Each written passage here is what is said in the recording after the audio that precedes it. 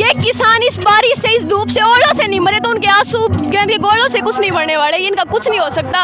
अब की बार झंडा किसान ही फहराएंगे, किसान ही फहराएंगे। मोदी सरकार को ये बात जान लेनी चाहिए पहले। मोदी जी कुछ तो शर्म करो, कुछ तो शर्म करो, मत बेचो इस हिंदुस्तान को, मत बेचो हिंदुस्तान को। ईस्ट इंडिया बना दिया आज अंबानी और अडानी को, ईस्ट इंडिया बना दिया आज अंबानी और अडानी को। जो भारत माँ पर शहीद हुए, मत बेचो उस कुर्बानी को, मत बेचो उस कुर्बानी को। मैं ये कहना चाहूँगी कि मेरी इस वीडियो ज़्यादा शेयर करो, मोदी सरकार तक जरूर पहुँचाओ, नहीं तो कल पता नहीं क्या हो सकता है, तुम भूखे भी मर सकते हो। ये बात अपने दिमाग में बैठा लेना। अगर किसान नहीं होंगे तो ना तो कुछ खाने को होगा, ना और कुछ होगा। इस धरती पे सब कुछ है, वो किसान की वजह से ही है, नहीं तो इस धरती पे कुछ नहीं होता। मेरे पूरे मन में तो है कि मैं भी ट्रैक्टर चला के वहाँ पे जाऊँ, लेकिन वो फिर आगे देखेगी। नमस्कार, मैं अजय। इतिहास इस देश का कि पुत्र से माँ बाप का नाम रोशन हुआ, ये मैं नहीं, ये इतिहास कहता इस देश का। चाहे आप लाल बहादुर शास्त्री जी की बात कर लीजिए, चाहे आप सर छोटू राम जी की बात कर लीजिए, चाहे आप भीमराव अम्बेडकर जी बात कर लीजिए, तो रियलिटी में माता पिता का नाम ऐसे सुनहरी अक्षरों में लिख देते हैं कई बच्चे कि बस वो उनके कर्म को सुधारने के लिए ही पैदा होते हैं। तो साक्षी सांगवान किसान आंदोलन के यहाँ पर तालियों की गड़गड़ाहट से इसका स्वागत किया गया।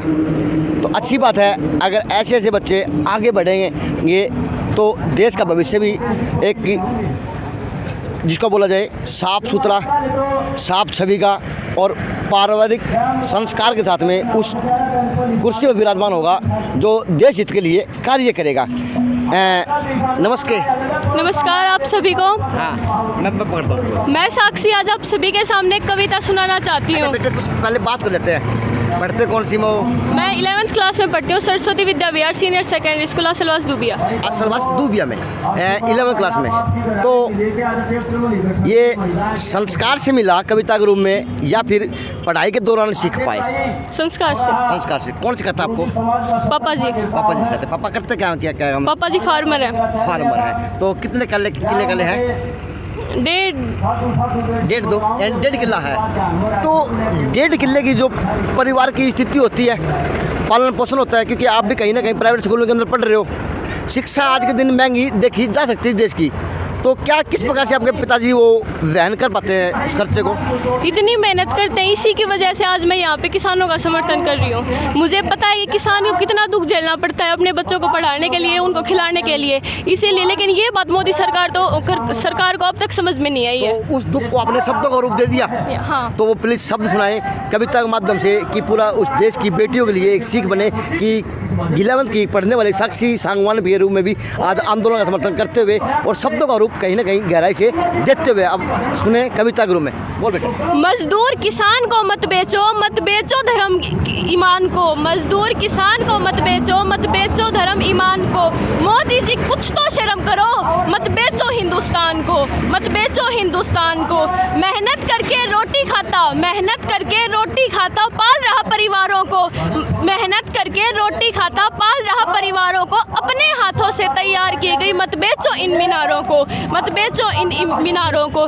मोदी जी कुछ तो शर्म करो, कुछ तो शर्म करो, मत बेचो इस हिंदुस्तान को, मत बेचो हिंदुस्तान को। धरती का सीना चीर के जो अन्न उगाता है, खुद भूखा रह के जो दुनिया का पेट भरता है, वो गुलामी से डरता है, वो गुलामी से डरता है। मत बेचो ऐसे इंसान को। मोदी जी कुछ तो शर्म करो, मत बेचो हिंदुस्तान को, मत बेचो हिंदुस्तान को।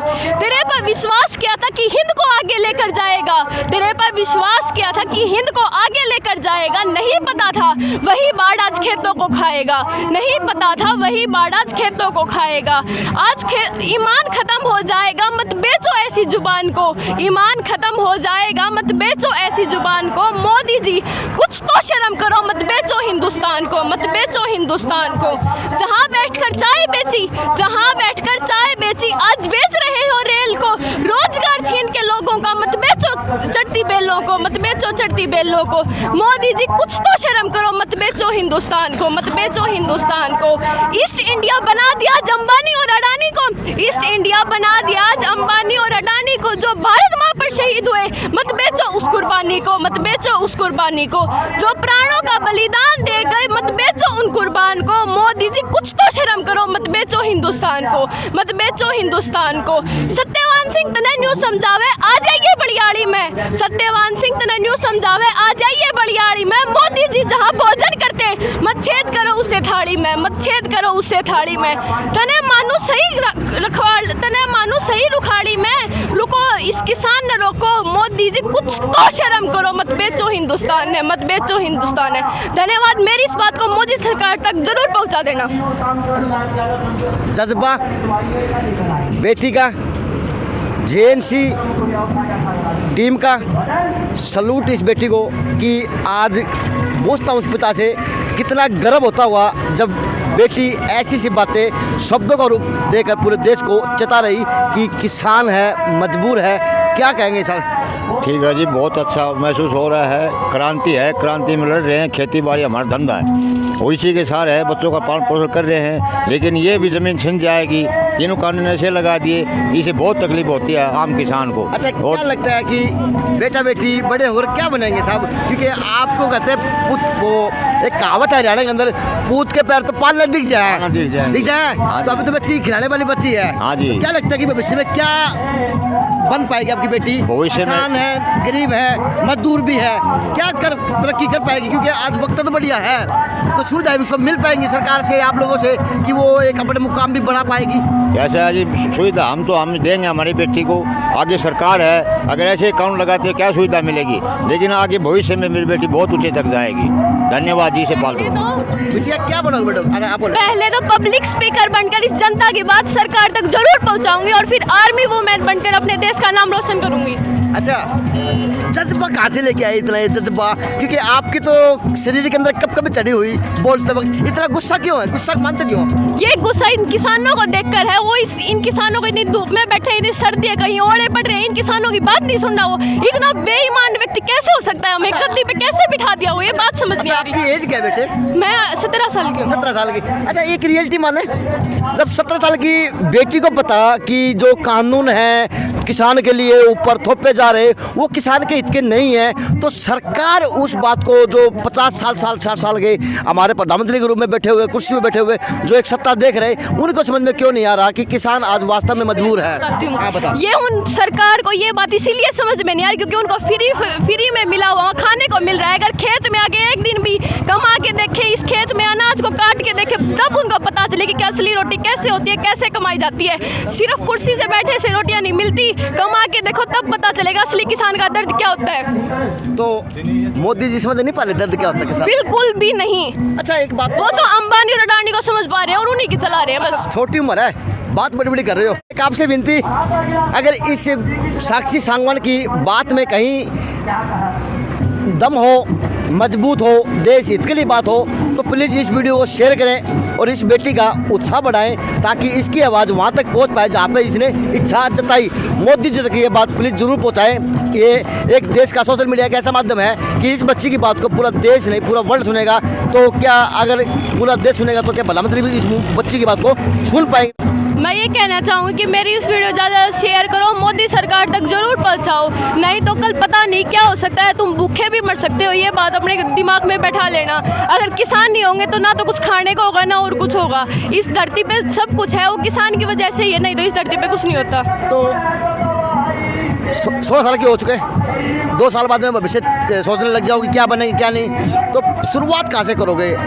मैं शुरुआत पहले पब्लिक स्पीकर बनूंगी, फिर मैं अपनी पब्लिक स्पीकर बन के मेरे मम्मी पापा का नाम रोशन करके सारी बातें मोदी सरकार या जो भी सरकार होगी उस तक पहुंचा के। पब्लिक स्पीकर किस प्रकार से बनेंगे? कॉलेज में बनेंगे, स्कूल से शुरुआत करेंगे या फिर ऐसे आंदोलन के माध्यम से शुरुआत करें? बच्चा बहुत बताए ना। शुरुआत मैंने कर दी है, जहाँ पे भी किसान कुछ भी का आंदोलन होगा मैं वहाँ समर्थन करूँगी, उनके हित में रहूँगी और यहीं से मेरी शुरुआत है। मैं बचपन से पहले बेटी बचाओ बेटी पढ़ाओ के आंदोलन में मतलब पूरा समर्थन किया, अब किसान आंदोलन में, और आगे ऐसे ही करती रहूँगी। एक दिन मुझे विश्वास है कि मैं पब्लिक स्पीकर जरूर बन जाऊँगा। तो साक्षी सांगवान अब जो 26 तारीख का सरकार को अल्टीमेटम दिया हुआ परेड के लिए, अपना प्रदर्शन दिखाने के लिए ट्रैक्टरों के माध्यम से, तो साक्षी सांगवान ने क्या तैयारी की हुई अब की 26 मेरे जनवरी पूरे मन में तो है कि मैं भी ट्रैक्टर चला के वहाँ पे जाऊँ, लेकिन वो फिर आगे देखे कि क्या होता है। लेकिन लाइसेंस नहीं है आपके पास, अभी वो आपकी उम्र नहीं हुई है तो आप कोई गलत काम ना करें।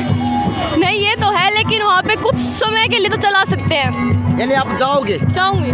तो आप अपने बच्चों को साथ बच्चों को लेके साथ ले जाएंगे। जाएंगे, हम बच्चों को भी साथ ले जाएंगे जी। साहब ऐसा तो नहीं होगा कि भी दुर्भाग्य से सरकार अंधी हो जाए और कहीं ऐसा कोई काम कर दे क्योंकि आंसू गैस के गोले छोड़े जा रहे, कहीं लाठीचार्ज में देखा जा रहा, तो भय नाम ये किसान इस बारिश से, इस धूप से, ओलों से नहीं मरे तो उनके आंसू के गोलों से कुछ नहीं बढ़ने वाले। इनका कुछ नहीं हो सकता। अब की बार झंडा किसान ही फहराएंगे, किसान ही फहराएंगे। मोदी सरकार को ये बात जान लेनी चाहिए पहले ही। चलो साहब, बेटी का जज्बा देख के कितना अच्छा लगता है। बहुत अच्छा लगता है जी, बहुत अच्छा। तो एक मैं किताबों रिक्वेस्ट करूँ कि इस मेरी कामयाबी मेरे दादाजी का भी याद है, कल कम से कम। अच्छा ये दादा जी आपके, आओ सर, आओ प्लीज आओ, आओ आओ। सौभाग्य है देश का कि आपकी पोती के रूप में तो एक झांसी की रानी तैयार हो रही है देश के लिए, कैसा लगता है? बहुत ही अच्छा लगता है, मुझे बहुत प्राउड है इस लड़की के ऊपर। इतनी बढ़िया हर रोज़ एक स्पीच देते हैं, एक कविता सुनाते हैं और इसका जज्बा देख के हमें बहुत खुशी होती है। मैं चाहता हूँ ऐसी हर घर में लड़कियाँ ऐसी होनी चाहिए जो मतलब अत्याचार के खिलाफ अपनी आवाज़ उठा सकें। अच्छा साक्षी, एक सवाल तुझसे रह गया, एक सवाल ये बता, किसान आंदोलन में साथ भी देती है, कविता भी लिखती है, बोलती भी है और कहीं ना कहीं स्टेज के माध्यम से लोगों को जगाती भी है, सरकार को भी किसानों को भी, तो पढ़ाई का टाइम कैसे निकाल पाती हो, क्या करते, कैसे शेड्यूल बनाया हुआ? मैं मेरे कविताओं में मेरे दादाजी का साथ लेती हूँ तो मुझे कम ही टाइम लगता है इसमें।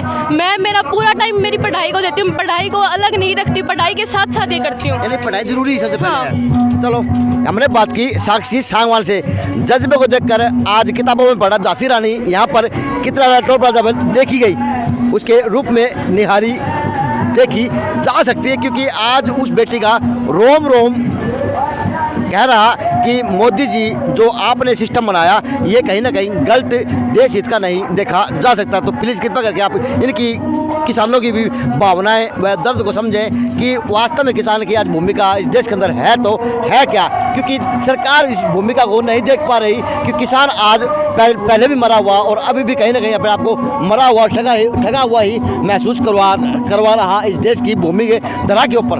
तो विनती आपसे, अगर साक्षी सांगवान की बात सही लगी हो तो प्लीज़ आप शेयर भी करें। JNC न्यूज़ से अजय नायक व पंकज सोनी की खास रिपोर्ट कितराना टोल प्लाजा से।